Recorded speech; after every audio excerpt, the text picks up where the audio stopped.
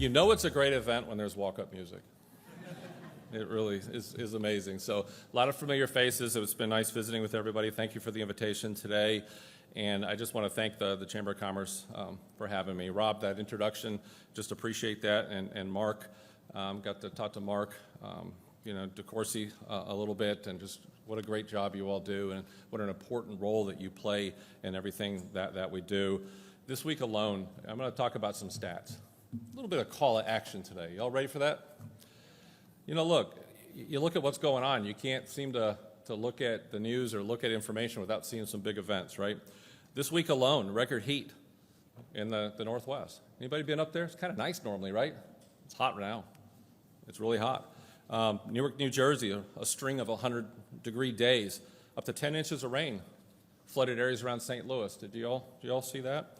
And, of course, we got the extreme drought, the long-lasting drought in the West with some lakes that are extremely low. You look at Lake Mead, you look at the Great Salt Lake, just an incredible amount of impacts that you see all over the place. And you also look at, all the fires. Here's hot off the press, just updated this morning. So far, year to date, you ready? We've had 40,000 wildfires in this country. And it's interesting to look at, so what does that really mean? I mean, 6 million acres been consumed and surpassing the 10-year average, which is about 6,500. So it's not your imagination. It's a lot of fires. We have incident meteorologists in NOAA and the Weather Service. We deploy meteorologists on the front lines of those fires. We got 85 of them that deployed to help out with taking care of that fire and keep the firefighters safe and helping out with putting out those fires. We're training another 30. Why? We're getting ready, right? We're getting ready. So we're already looking at the increase in what we're seeing. Here's another hot-off-the-press item. The Drought Monitor updated this morning, 52% of the United States is in some level of drought.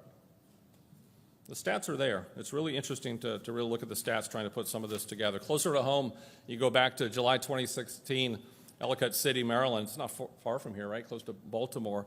5 inches of rain fell in about an hour.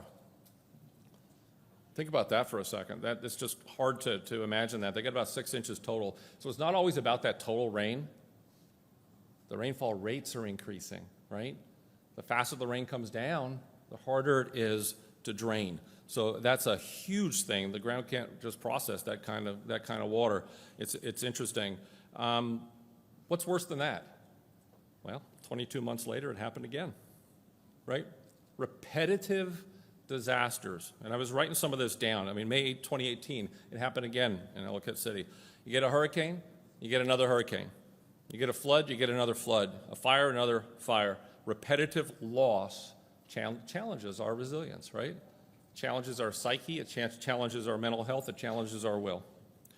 So we look at the impact of climate change. You look at some of these programs, the administration's America the Beautiful program. All these programs are becoming more important than ever, and we're doing so much, again, in NOAA and the Weather Service with some of this as well. You notice something else, too. It doesn't take a big storm to have some impacts, does it?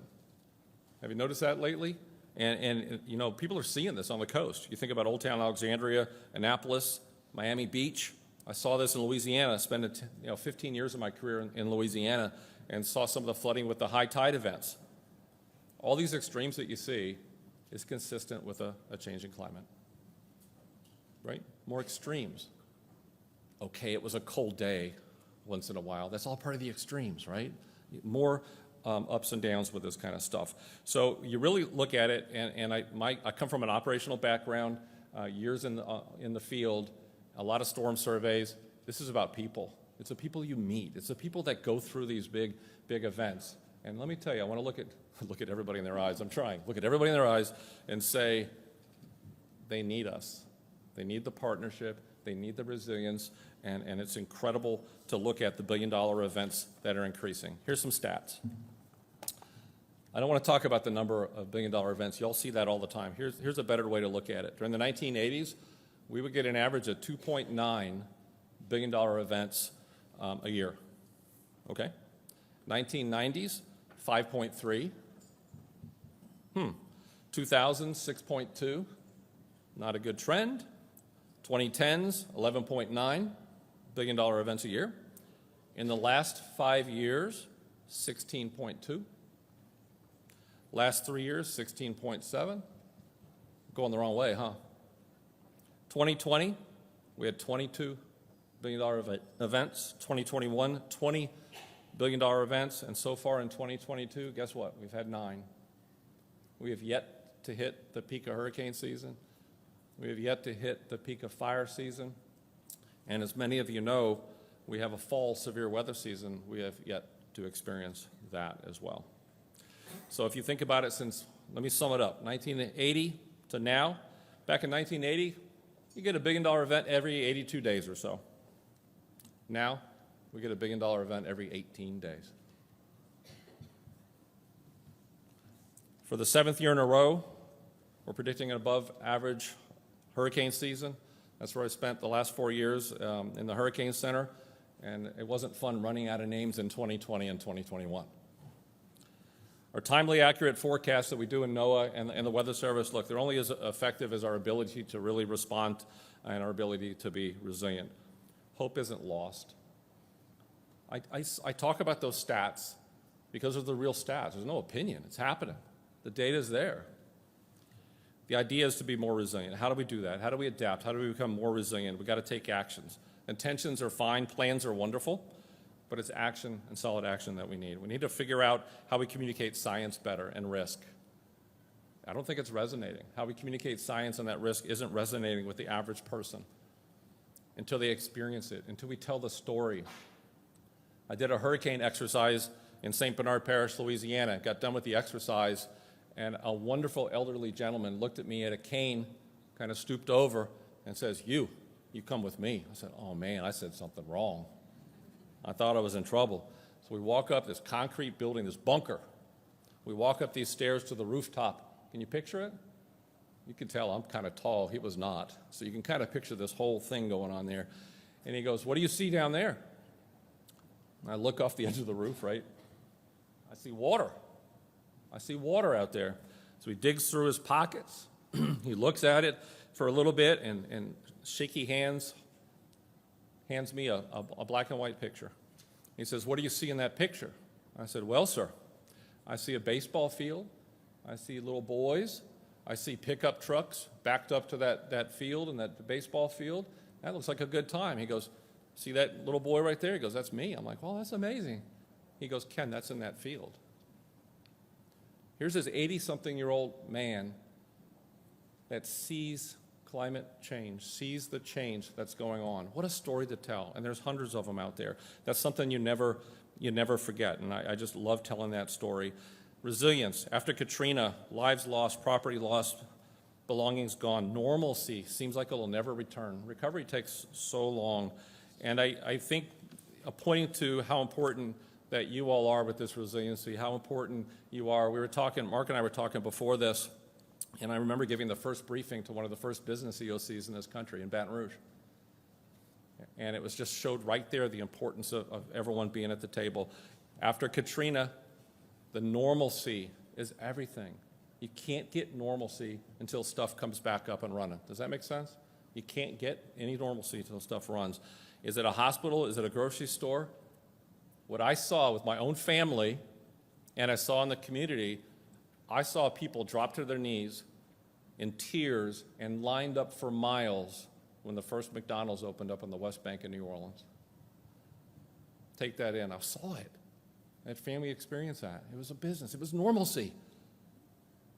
Right? After Katrina, I can get a Big Mac. Life is coming back. It was amazing. It's hard to look backward when we look at what's going to happen in the future, right? So many times I hear it's never happened before. Almost every storm survey, it's never happened before. We've got to change the vernacular, right? It's hard to look back and see where we are. We hear things like a 100-year storm. Does the public relate to a 100-year storm? I don't understand. It happened last year and it happened this year. I thought it was going to be another 99. That's what happens. 1% chance? I'm not changing my life for a 1% chance. 1 in 100? I'll take my chance. You want to do it differently? All those numbers are the same thing. If I look at you and say you have a 26% chance of flooding in your 30-year mortgage, got your attention yet? It's how we communicate. It's how we talk, and that's the way we do it. We're looking at a weather-ready nation, and as part of the big NOAA effort, we're looking at a climate-ready nation. It's a rally cry to become climate-ready going into the future, and I think it's a big thing we have to talk about. It starts with good information. Look, we have weather.gov, climate.gov, and brand new this week, heat.gov. Check it out. Not now on your phones, but if you want to. Heat.gov. Stick with me. So good stuff. We're trying to get the information out there. As the planet continues to warm, we're going to have commercial climate services. We've got to continue to get the information out there, communicating in a way that people can understand, communicating in a way that people could take action, right? People have to understand it. We could do everything perfect. If it's not understood and actionable, it doesn't do much good. I was just in Boulder, Colorado this week at the American Meteorological Society, and it was modelers. And we talked about modeling. And we're modeling the atmosphere, we're modeling the earth, the ocean, we're modeling all this. How do we model risk? How do we model where people are and the risk in a changing climate and where they're going? We're working with industry to be able to do just that. The partnership's incredible. We have 12,000 Weather Ready Nation ambassadors and growing. What is that all about? Just showing that we're doing this together, right? If anything, we're talking together, and that's got to continue, and that's got to keep on going. Mapping tools, I've got a ton of examples here. The time is short. I could talk all day, by the way, but the timer says I have 3 minutes, so I'm flipping pages. So look, we have digital coast. We have all sorts of tools that counties across this country are seeing some of those examples. It's incredible. Our Weather Service Climate Prediction Center issuing climate products already. We got to get those further out in time, and I think that's going to be huge. But we got to continue to have these. It's been 2 years since you have had this conference, and let me tell you, the conferences I've been going to, the hurricane conferences, these other conferences, they're bigger than ever. Record attendance at some of these. Why? Because we're resilient. This group's resilient. You wouldn't be here, right, if you weren't interested in this topic and interested about resiliency. So I commend you for being here. I think it's really, really huge to be able to be here for that. We've got roundtables that we're conducting around NOAA, getting people to get information, talking about these things, talking about the risk. We need to figure out communicating the science, communicating the risk, the threat, action, and talk about resilience in a way that people really understand. Timelines are huge, right? Timelines vary from take cover now to I'm going to have to evacuate in a few days, or I don't, or I need to go get items to get through a big event. It also is getting ready for the next season. I've got to protect my home. What can I do to my home? What can I do to be resilient from the next fire season or the next hurricane season? How do we do that? And then long term, what do we talk? Talk about building codes, building roads. Codes and roads, right? Looking at that risk, looking at the future, and how do we adjust associated with that? Fire season's now year-round. Wow. That's a heck of a thing, folks. Fire season's year-round. In the last 100 years, every hurricane to strike this country at 150 miles per hour or greater was a tropical storm or less 3 days out. These timelines are short for people. Take that in. These timelines are really short when you look at it. We got to figure out ways to give people more time on their timelines. Immediate and long-term actions required. Climate products of today, we got to look at climate products of the future. We got to adjust that so you have the tools that you need to be resilient, okay? Our challenge is this. We got to be together. For me, representing NOAA, Department of Commerce, and the Weather Service, we can't do it alone. Hear those stats. It's getting busier. In a lot of cases, many of us are looking at the resources and trying to juggle priorities to be able to make sure we focus on this new normal. Let's become a climate-ready nation. I think together we can make this a reality. What do y'all think? All right. That's all I got.